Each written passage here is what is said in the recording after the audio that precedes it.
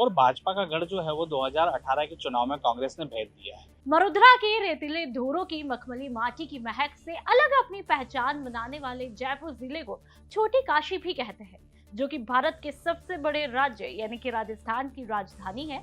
अरावली पर्वतमाला से घिरे जयपुर की स्थापना 1727 में हुई थी, जहां की धरोहर और पारंपरिक भोजन मन ललचाता है, तो यहाँ की राजनीति भी कुछ कम दिलचस्प नहीं है। जयपुर जिला एक तरह से भारतीय जनता पार्टी का अभेद्य किला माना जाता रहा है, लेकिन बीते चुनाव में कांग्रेस ने इस किले को भेद दिया है।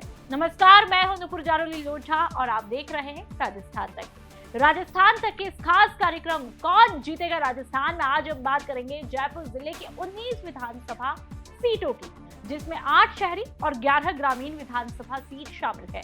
जहां पर वर्तमान में सत्ता पक्ष कांग्रेस के 10 विधायक है, तो वहीं भारतीय जनता पार्टी के 6 और 3 निर्दलीय विधायक है, जबकि जयपुर जिला बीजेपी का गढ़ कहा जाता था, लेकिन अब यहां पर कांग्रेस का कब्जा है, तो वहीं ज्यादातर निर्दलीय भी कांग्रेस के समर्थन में है। और चलिए बात विधानसभा सीटों पर कर लेते हैं। आदर्श नगर विधानसभा सीट पर कांग्रेस की तरफ से रफीक खान विधायक है। आमेर विधानसभा सीट पर भाजपा की तरफ से सतीश पूनिया विधायक है। तो वहीं बगरू विधानसभा सीट की बात करें तो कांग्रेस से गंगा देवी है। बस्सी विधानसभा सीट पर बतौर निर्दलीय लक्ष्मण मीणा विधायक है। तो वहीं चाकसू विधानसभा सीट पर कांग्रेस की तरफ से वेद प्रकाश सोलंकी विधायक है। चौमू विधानसभा सीट पर बीजेपी की तरफ से रामलाल शर्मा विधायक है। सिविल लाइंस विधानसभा सीट पर कांग्रेस की तरफ से प्रताप सिंह खाचरेवास विधायक है। दूदू विधानसभा सीट की बात कर लें तो बतौर निर्दलीय बाबूलाल नागर विधायक है। हवा महल सीट की बात करें तो कांग्रेस की तरफ से महेश जोशी विधायक है। जमवा रामगढ़ विधानसभा सीट की बात करें तो कांग्रेस की तरफ से गोपाल लाल मीणा विधायक है। झोटवाड़ा विधानसभा सीट की बात करें तो कांग्रेस की तरफ से लालचंद कटारिया विधायक है। किशनपोल विधानसभा सीट पर कांग्रेस की तरफ से अमीनुद्दीन कागजे विधायक है। कोटपुतली विधानसभा सीट पर राजेंद्र यादव विधायक है। मालवीय नगर विधानसभा सीट की बात करें तो कांग्रेस की तरफ से कालीचरण सर्राफ विधायक है। संगनेर विधानसभा सीट की बात करें तो भाजपा की तरफ से अशोक लाहौटी विधायक है। फुलेरा सीट की बात करें तो भाजपा की तरफ से निर्मल कुमावत विधायक है। शाहपुरा विधानसभा सीट की बात करें तो बतौर निर्दलीय विधायक आलोक बेनीवाल है। विद्याधर नगर सीट की बात करें तो भाजपा की तरफ से नरपत सिंह राजवी विधायक है। विराटनगर सीट की बात करें तो कांग्रेस की तरफ से इंद्राज गुज्जर विधायक है। सबसे पहले बात सांगानेर विधानसभा सीट की। सांगानेर विधानसभा सीट की बात करें तो ये सीट बीजेपी का गढ़ रही है। साल 2003 से अब तक लगातार बीजेपी के प्रत्याशी चुनाव जीतते हुए यहाँ पे आए हैं। यहाँ नगर निगम में महापौर रहे बीजेपी के अशोक लाहौटी ने 2018 में कांग्रेस प्रत्याशी पुष्पेंद्र भारद्वाज को 35,405 वोटों से हराया। तो वहीं तीसरे स्थान पर भारत वाहिनी पार्टी के घनश्याम तिवारी रहे, जो कि वर्तमान में बीजेपी से राज्यसभा सांसद है। 2018 के चुनाव से पहले उन्होंने बीजेपी छोड़ी थी और नई पार्टी बनाकर चुनाव लड़ा था, लेकिन उनकी जमानत जब्त हो चुकी थी, जबकि वो इसी सीट से 2008 और 2013 के चुनावों में लगातार 2 बार चुनाव जीत चुके हैं। और चलिए बात मालवीय नगर विधानसभा सीट की करते हैं। मालवीय नगर विधानसभा सीट से पिछले 3 चुनावों में लगातार बीजेपी की जीत होती आई है। यहाँ पर साल 2008, 2013 और 2018 में लगातार बीजेपी के कालीचरण सर्राफ विधायक चुने गए, जो कि पूर्व में बीजेपी सरकार में चिकित्सा मंत्री थे। सर्राफ ने डॉक्टर अर्चना शर्मा को लगातार 2 बार चुनाव में हराया और इससे पहले कांग्रेस के ही राजीव अरोड़ा को चुनाव से हराया था। हालांकि उससे पहले वर्ष 1998 और 2003 में सीट पर कांग्रेस के रामचंद्र विधायक थे। और अब बात झोटवाड़ा विधानसभा सीट की। झोटवाड़ा सीट से 2018 के चुनावों में कांग्रेस के लालचंद कटारिया ने बीजेपी के राजपाल सिंह शेखावत को 10,747 वोटों से शिकस्त देकर विजय हासिल की। लालचंद कटारिया वर्तमान में कैबिनेट मंत्री है और वे जयपुर ग्रामीण सीट से लोकसभा सांसद भी रह चुके हैं। इससे पहले की मैं बात करूं तो राजपाल सिंह शेखावत 2008 और 2013 में लगातार झोटवाड़ा से विधायक रह चुके हैं। इससे पहले कांग्रेस के टिकट पर बाबूलाल नागर 1998 में 2003 में 2 बार झोटवाड़ा से विधायक रहे। तो चलिए बात करें जयपुर शहर की हवा महल विधानसभा सीट की। तो यहाँ पर साल 1998 में एक बार बीजेपी और एक बार कांग्रेस की जीत होती आई है। इस बार कांग्रेस के महेश जोशी ने बीजेपी के सुरेंद्र पारिक को 9,282 वोटों से शिकस्त दी थी और जोशी वर्तमान में कैबिनेट मंत्री भी है।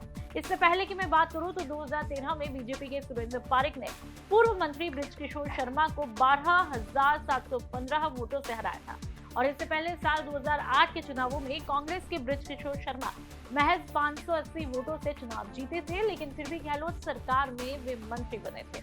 देखिए, साल के अंत में इस बार जो चुनाव होने वाले हैं और जयपुर जिले की जो सीटें हैं, अगर विधानसभा की बात की जाए तो भाजपा का गढ़ रहा है यहाँ पर, और भाजपा का गढ़ जो है वो 2018 के चुनाव में कांग्रेस ने भेद दिया है। तो यहाँ का जो किला है भेदने के बाद अब राजस्थान में जयपुर में जो है कांग्रेस का अब दबदबा बना हुआ है। लेकिन अब इस बार चुनाव में देखा जाए तो किस तरह से क्या आंकड़े आएंगे ये तो अब आने वाला वक्त ही बताएगा। लेकिन यहाँ मैं आपको एक बहुत बड़ी बात बताना देना चाहूँगा कि जयपुर ज़िले में जो है कुल 19 विधानसभा सीटें हैं और 19 विधानसभा सीटों में 11 जो है वो सीटें ग्रामीण में आती हैं और 8 जो है वो शहर में आती हैं। लेकिन अगर हम यहाँ विधायकों की अगर बात करें या विधानसभा सीटों की बात करें तो 10 जो है वो इस वक्त वर्तमान में कांग्रेस के पास में है और 6 सीटें जो हैं वो भाजपा के पास में है और 3 निर्दलीय के पास में है। अब चुनाव जैसे जैसे करीब आते जा रहे हैं तो चुनाव की सरगर्मियाँ भी बढ़ती जा रही हैं। अगर यहाँ हम मुद्दों की बात करें या विधायक के चुनाव जीतने की बात करें तो सबसे पहले यहाँ देखा जाता है कि चेहरा जो होना चाहिए वो चेहरा नहीं होता है किसी का। यहाँ जातिगत समीकरणों पर ही चुनाव जीता या हारा जाता है। लेकिन इसके बाद अगर मुद्दों की अगर बात की जाए तो मेन मुद्दे यहाँ पर जो होते हैं वो पानी, सड़क और बिजली को लेकर होते हैं। अब अगर सड़कों की बात की जाए तो वर्तमान में सड़कों की हालत जो है वो ठीक ठाक तो है लेकिन अच्छी भी नहीं कह सकते हैं। बिजली की बात की जाए तो पर्याप्त बिजली तो ज़रूर आ रही है लेकिन लोग फिर भी नाखुश से नज़र आ रहे हैं। तो वहीं अगर हम मेन बात करें सीवरेज लाइन की जो समस्या है जिससे यहाँ का आम मतदाता जो है आज जूझ रहा है, बार बार शिकायतें हो रही हैं, नगर निगम भी इस और जो है ध्यान नहीं दे रहा है। तो प्रत्याशी इस बार चुनाव अगर मैदान में आएंगे तो सबसे बड़ा मुद्दा जो रहेगा यहाँ पानी और सीवरेज को लेकर रहेगा जिसकी आम मतदाताओं को मांग रहेगी। और अब बात करते हैं किशनपोल विधानसभा सीट की। जयपुर शहर के किशनपोल विधानसभा सीट पर 2018 के चुनावों में कांग्रेस के अमीन कागजी ने बीजेपी के मोहनलाल गुप्ता को 8,770 वोटों से शिकस्त दी थी, जबकि किशनपोल सीट बीजेपी का गढ़ रही है। यहाँ पर 1990 के बाद 7 बार विधानसभा चुनाव हुए। इन 7 में बीजेपी ने 5 बार जीत हासिल की और बाकी साल 1998 में निर्दलीय प्रत्याशी नंदलाल और 2018 के चुनावों में कांग्रेस प्रत्याशी ने जीत हासिल की। और अब बात सिविल लाइंस विधानसभा सीट की। इसके साथ ही सिविल लाइंस विधानसभा सीट भी वर्तमान सत्ता के साथ साथ अपना नेता चुनता है। 2018 में कांग्रेस प्रत्याशी प्रताप सिंह खाचरियावास ने बीजेपी के पूर्व अध्यक्ष और पूर्व मंत्री यानी कि अरुण चतुर्वेदी को 18,078 वोटों से शिकस्त दी थी और वर्तमान में गहलोत सरकार में कैबिनेट मंत्री है। जबकि इससे पहले की बात करें तो 2013 के विधानसभा चुनावों में अरुण सिंह और प्रताप सिंह खाचरियावास आमने सामने थे और तब अरुण चतुर्वेदी ने प्रताप सिंह को 11,129 वोटों से हराया था। इससे पहले चलिए साल 2008 की बात कर ले तो वहां पर प्रताप सिंह खाचरियावास के सामने बीजेपी के अशोक लाहोटी थे। तब प्रताप सिंह ने अशोक लाहोटी को 6,961 वोटों से शिकस्त दी। और अब बात बगरू विधानसभा सीट की। बगरू विधानसभा सीट जयपुर शहर के बाहरी क्षेत्र को कवर करती है और ये किसी भी राजनीतिक पार्टी की परंपरागत सीट कभी नहीं रही। ये कभी कांग्रेस तो कभी बीजेपी तो कभी निर्दलीय प्रत्याशियों की जीत होती रही है यहाँ पर से। तो साल 2018 के चुनावों में कांग्रेस की गंगा देवी ने बीजेपी के कैलाश वर्मा को 5,343 वोटों से मात दी थी। तो साल 2013 के चुनावों में मोदी लहर के दौरान बीजेपी के कैलाश वर्मा ने कांग्रेस के डॉक्टर प्रहलाद रघु को 46,356 वोटों से हराते हुए पहली बार चुनाव जीता और राज्य सरकार में वर्मा संसदीय सचिव भी रहे हैं। इससे पहले साल 2008 के चुनावों में कांग्रेस की गंगा देवी ने बगरू से चुनाव जीता था। और अब बात आमेर विधानसभा सीट ही करते हैं। आमेर विधानसभा सीट राजस्थान की महत्वपूर्ण विधानसभा सीट है, जहां पर 2018 में भारतीय जनता पार्टी के पूर्व प्रदेश अध्यक्ष और वर्तमान में उपनेता प्रतिपक्ष सतीश पूनिया ने जीत दर्ज की थी। उन्होंने कांग्रेस के प्रणत शर्मा को हराया था। इससे पहले 2013 में एनपीईपी के नवीन पिलानिया ने सतीश पूनिया को हराया था और 2008 में पिलानिया ने बीजेपी में थे, तब कांग्रेस की गंगा सहाय ने उनको मात दी थी। और अब बात बस्ती विधानसभा सीट की। बस्ती विधानसभा क्षेत्र के 2018 में परिणाम में निर्दलीय लक्ष्मण मीणा ने बीजेपी के कन्हैया लाल मीणा को शिकस्त दी थी और कांग्रेस को समर्थन दे दिया, जबकि इससे पहले इस सीट पर कांग्रेस का कब्जा रह चुका है। और अब बात दूदू विधानसभा सीट की। दूदू विधानसभा क्षेत्र की मैं बात करूं तो यहां से कांग्रेस के बागी बाबूलाल नागर ने बीजेपी के प्रेमचंद बैरवा को हराकर निर्दलीय चुनाव जीता था, फिर वापस कांग्रेस में शामिल हुए और वर्तमान में मुख्यमंत्री सलाहकार भी है। इससे पहले बाबूलाल नागर 2008 में इस सीट से कांग्रेस के विधायक भी रह चुके थे, लेकिन 2013 में उन्हें बीजेपी के प्रेमचंद ने हरा दिया तो टिकट कट गया और फिर निर्दलीय ताल ठोक विजय पताका लहराई गई। और अब बात चौमू विधानसभा सीट की। यदि चौमू विधानसभा की बात करें तो ये वर्तमान में बीजेपी के रामलाल शर्मा विधायक है, जो कि वर्तमान में बीजेपी के प्रवक्ता भी। उन्होंने 2018 में कांग्रेस के भगवान सैनी को हराया था, जो कि 2008 में कांग्रेस के विधायक चुने गए थे। और अब बात जमवा रामगढ़ विधानसभा की। जमवा रामगढ़ विधानसभा सीट राजस्थान की महत्वपूर्ण विधानसभा सीट है, जहां पर 2018 में कांग्रेस ने जीत दर्ज की थी।